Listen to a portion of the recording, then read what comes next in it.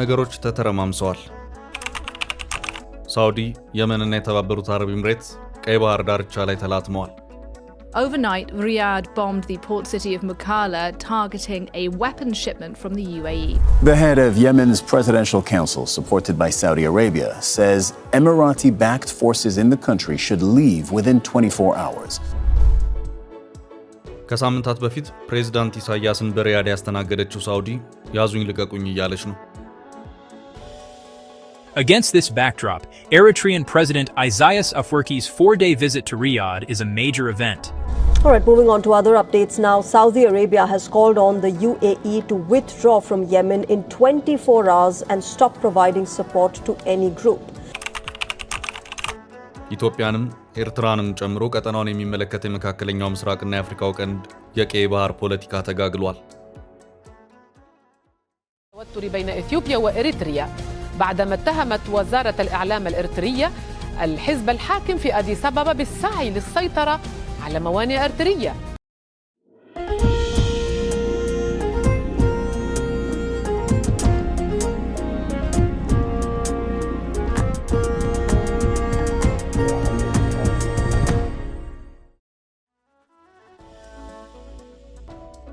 ከሰሞኑ መካከለኛው ምስራቅን ከአፍሪካው ቀንድ ጋር ያስተሳሰረው ቀጠናዊ ፖለቲካ ተጋግሎ እንደቀጠለ ነው። ኃያላኑን እንፈታተሽ በማለት ላይ ናቸው። ሳውዲ፣ የተባበሩት አረብ ኤምሬት፣ ግብጽ፣ እስራኤል፣ ኢራንና ሌሎችም ሀገራት ጉዞ ከመካከለኛው ምስራቅ ወደ ቀይ ባህርና አፍሪካው ቀንድ ብለዋል። ከከባድ መራውጥ ውስጥ ገብተዋል። በአጭር ጊዜ ውስጥ ብዙ ትርምስ እየታየ ነው። በኤርትራ ማዶ ቀይ ባህር ዳርቻ ላይ የሳውዲ አየር ኃይል የተባበሩት አረብ ኤምሬትን መሳሪያ የጫነ መርከብ ያጠቃ መሆኑን የሚያመለክት መረጃ ወጥቷል። የተባበሩት አረብ ኤምሬት ደንግጣለች። አባይ ጠብታ ውሃ ቀይ መስመሬ ነው በማለት በተደጋጋሚ ፉከራ ላይ የምትገኘው ግብጽ በዚሁ የቀይ ባህር መስመር በአሰብና ጅቡቲ ላይ እንቅስቃሴዎች መጀመሯም እየተነገረ ይገኛል። የጅቡቲው ይፋ ሆኗል። የአሰቡ በሚስጥር እንደተያያዘ ነው። አሁን የተባበሩት አረብ ኤምሬትና ሳውዲ አረቢያን ባማከለ መልኩ የአፍሪካው ቀንድና የቀይ ባህር ጂኦፖለቲካዊ ኃይል አሰላለፍ የራሱን ቅርጽ እየያዘ ነው ይታያል። በዚህ መሃል ሶማሊላንድ በመታከክ እስራኤልም አለው ብላለች። ይሄኛው ደግሞ ሌላኛው አዲስ አቅጣጫ ነው። የተባበሩት አረብ ኤምሬትና እስራኤል ሶማሊላንድ ላይ ተገናኝተዋል። የተባበሩት አረብ ኤምሬት በሶማሊላንድ ከበርበራ ወደብ ጀምሮ ከፍተኛ ኢንቨስትመንት ያላት ሀገር ናት። እስራኤልም ከዓመታት በፊት በሚስጥር በበርበራ ኤርፖርት ግዙፍ ወታደራዊ ቤዝን የገነባች መሆኑ እየተነገረ ነው። በዚህ የተባበሩት አረብ ኤምሬትና እስራኤል አካሄድ ግብጽና ቱርክ ደንግጠዋል። ግብጽና ሳውዲ አንድ ራሱን የቻለ የኃይል አሰላለፍ ውስጥ እየገቡ ሆኖ ይታያል። በመሃል ኢሳያስ አፈወርቂ በሁለቱም መንግስታት ሪያድና ካይሮ ተጠርተው ምክርና ግሳጼን ተቀብለው አስመራ ተመልሰዋል። ከተባበሩት አረብ ኤምሬት ጋር በጥብቅ የምትሰራው እስራኤል በዚህ መሃል ለሶማሌላንድ ሀገራዊ ዕውቅናን አጎናጽፍ ያለው ማለቷ ሌላ ከባድ የፖለቲካ አቧራን አስነስቷል። ትራምፕ ከዓመታት በፊት ያቀረቡትን ለእስራኤል ዕውቅናን በመስጠት ከሀገሪቱ ጋር ያለውን ግንኙነት መመስረት የሚለውን የአብርሃም አኮርድ ስምምነት አልፈልግም ያለችው ሳውዲ አረቢያ በእስራኤል ላይ ጥርስ እንደነከሰች ነው። የተባበሩት አረብ ኤምሬትስ አብርሃምስ አኮርድን ፈርማ ለእስራኤል ሀገራዊ ዕውቅናን ከመስጠት ባለፈ ከእስራኤል ጋር እጅና ጓንት ሆና በመስራት ላይ ትገኛለች። በሌላ አቅጣጫ ከእስራኤል ጋር አይጥና ድመት የሆነችው ቱርክ እንዴት የሶማሊያ ሉዓላዊነት በእስራኤል ይደፈራል በማለት የሶማሊያውን ፕሬዝዳንት ሐሰን ሼክ መሐመድን በአፋጣኝ ወደ አንካራ ጠርታ መክራለች። ለሶማሌላንድ ዕውቅና በሰጡ ማግስት የእስራኤሉ ጠቅላይ ሚኒስትር ቤንያሚን ኔታንያሁ አሜሪካ ፍሎሪዳ ገብተው ከፕሬዝዳንት ትራምፕ ጋር መክረዋል።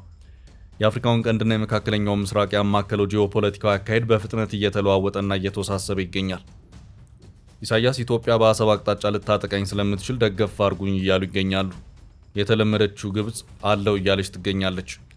ኢሳያስ ሳውዲ መክረው የተመለሱ በመሆናቸው ከግብጽ አለው ጀርባ ሳውዲም ልትኖር ትችላለች የሚሉ ግምቶች በርትተው እየተሰሙ ነው።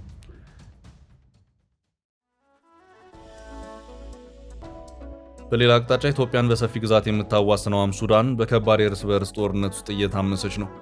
በዚህ መሃል አንደኛው ተፋላሚ ጀነራል አብዱል ፈታህ አልቡርሃን የዳጋሎ ፈጥኖ ደራሽ ጦር በኢትዮጵያ በኩል ሊያጠቃኝ ነው በሚል ጦር እያከማቸው ነው ሲሉ ከሰሞኑ አስታውቀዋል። በዚህ ዙሪያ የኢትዮጵያ መንግስት የሰጠው ማረጋገጫም ሆነ ማስተባበያ የለም። አሁን የውጥረቱ ኳስ ከየመን የቀይ ባህር አቅጣጫ ተለግቶ ወደ ሳውዲና የተባበሩት አረብ ኤምሬት ሜዳ አምርቷል። በሌሎች ሶስተኛ ሀገራት እርስ በርሳቸው ሲሻኮቱ የነበሩት ሁለቱ ሀገራት አሁን ደግሞ ፊት ለፊት መፋጠጥ ግድ ብሏቸዋል። ሁለቱ ሀገራት ድንበር የሚጋሩ ጎረቤት ሀገራት ናቸው። በፔትሮ ዶላር ያበጠ ኢኮኖሚ ባለቤትም ናቸው። ሳውዲም ሆነች የተባበሩት አረብ ኤምሬት በከፍተኛ የጦር መሳሪያ ሸመታ የሚታወቁ ሀገራት ናቸው። ሁለቱ ሀገራት በነዳጅ የካበተ ሀብት ያላቸው ናቸው። የነዳጅ ጉዳይ አስተማማኝ ባለመሆኑ በአሁኑ ሰዓት ሀብታቸውን በአውሮፓና በአሜሪካ ኢንቨስት እያደረጉም ይገኛሉ። ሳውዲ አረቢያም ሆነች የተባበሩት አረብ ኤምሬት ኢኮኖሚያቸውን ከነዳጅ ጥገኝነት ለማላቀቅ በሚል በቱሪዝም ዘርፉ ተግተው እየሰሩ ይገኛሉ።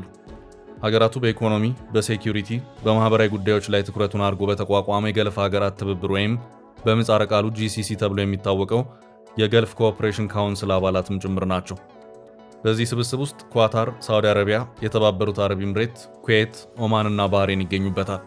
ሳውዲም ሆነች የተባበሩት አረብ ኤምሬት የአረብ ሊግ አባል ሀገራትም ጭምር ናቸው። አረብ ሊግ በቀድሞቹ የግብፅ መሪዎች አጋፋሪነት የተመሰረተ መቀመጫውንም በካይሮ ያደረገና የግብፅ የበላይነት የሚታይበት ሆኖ የቆየ ነው።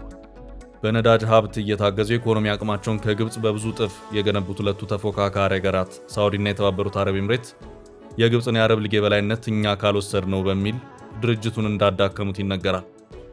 አረብ ሊግ አሁን ባለው ሰዓት አንድ ነገር ሲከሰት በአፋጣኝ በመሰብሰብ በመግለጫ ብቻ የሚታወቅ የወረቀት ላይ አንበሳ ሆኖ ይታያል።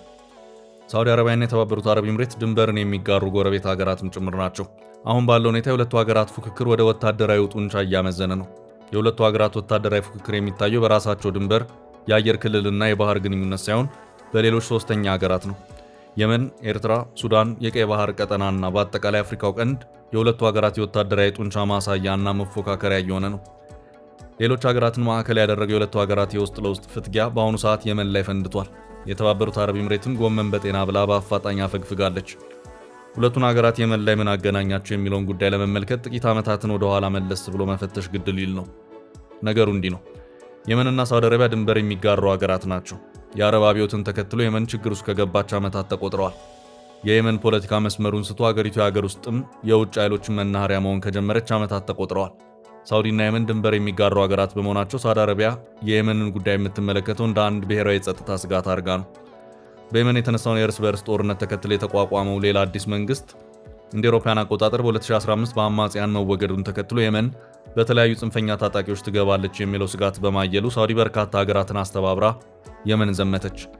በዚህ ዘመቻ ውስጥ የተባበሩት አረብ ኤምሬትን ጨምሮ ግብፅ፣ ሞሮኮ፣ ዮርዳኖስ፣ ሱዳን፣ ኩዌት፣ ኳታር፣ ባህሬን በቀጥታ ሲሳተፉ ኤርትራና ጅቡቲ ደግሞ የአየር ክልሎቻቸውን በመፍቀድ ተባባሪነታቸውን አሳዩ።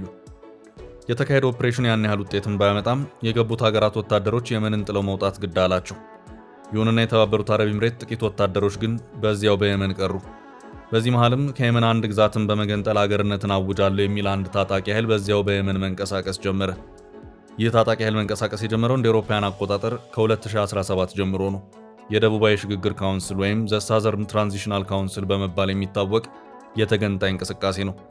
ዓላማውም ደቡብ አረቢያ የተባለችውን ጥንታዊ ግዛት ከየመን ቆርሶ በመውሰድ አዲስ ሀገርን መፍጠር ነው። ይህ ተገንጣይ ኃይል እንደሚደገፍ የሚነገረውም በተባበሩት አረብ ኤምሬት UAE ነው። ከ10 ዓመት በፊት ሳውዲ በመራቸው የመን ወታደራዊ ኦፕሬሽን የመን ከገባ የተባበሩት አረብ ኤምሬት UAE ጦር ውስጥ የተወሰነው ኃይል በየመን ለሳውዲ ራስ ምታት ሆነ።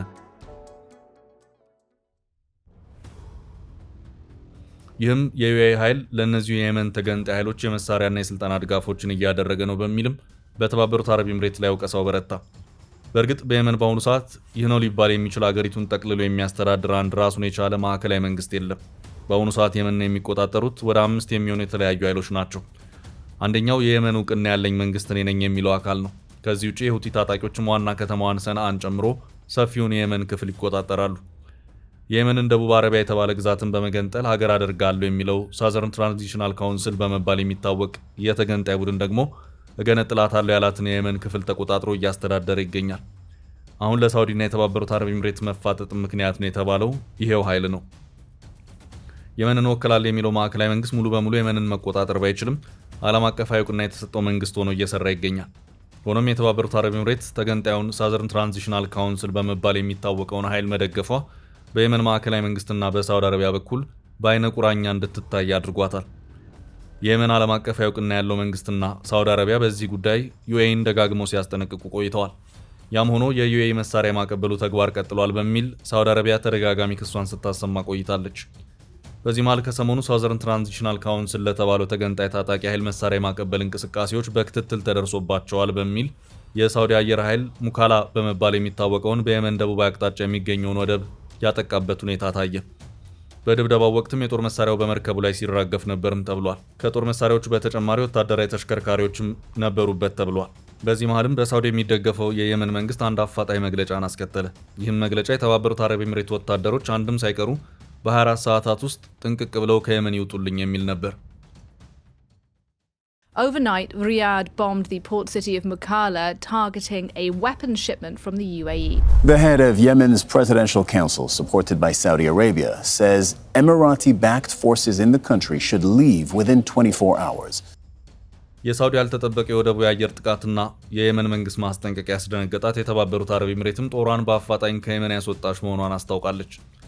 የተባበሩት አረብ ኤምሬት መከላከያ ሚኒስቴር የሀገሪቱን ጦር ከየመን ጠቅልሎ መውጣት በማስታወቅ የመንን እንዳትረጋጋ በማድረጉ በኩል የተባበሩት አረብ ኤምሬት እየደረሰባት ያለው ወቀሳ ግን ፈጽሞ አግባብነት የሌለው እንደሆነ መታወቅ አለበት ሲልም ተከላክሏል። በተባበሩት አረብ ኤምሬትና በሳውዲ ፍጥጫ በርካቶች ተደናግጠዋል። ግብፅ አንዷ ስትሆን አፋጣኝ መግለጫ አውጥታለች። የአሜሪካ የውጭ ጉዳይ ሚኒስትር ማርኮ ሩቢዮ ለተባበሩት አረብ ኤምሬቶች ምክትል ጠቅላይ ሚኒስትርና የውጭ ጉዳይ ሚኒስትር ሼክ አብዱላህ ቢን ዛይድ አልናህያን ስልክ በመደወል እየሰማን ያለነው ነገር ምንድን ነው? ተረጋጉ እንጂ ሲሉ ማስታወቃቸውን የአልጀዚራ ዘገባ አመላክቷል። የሁለቱ ሀገራት መፋጠጥ ለአረቡ ዓለም አንድነት ስጋት ነው ያለችው ግብፅም በውጭ ጉዳይ ሚኒስትሯ በኩል ባወጣችው መግለጫ ተማጽኖዋን አሰምታለች።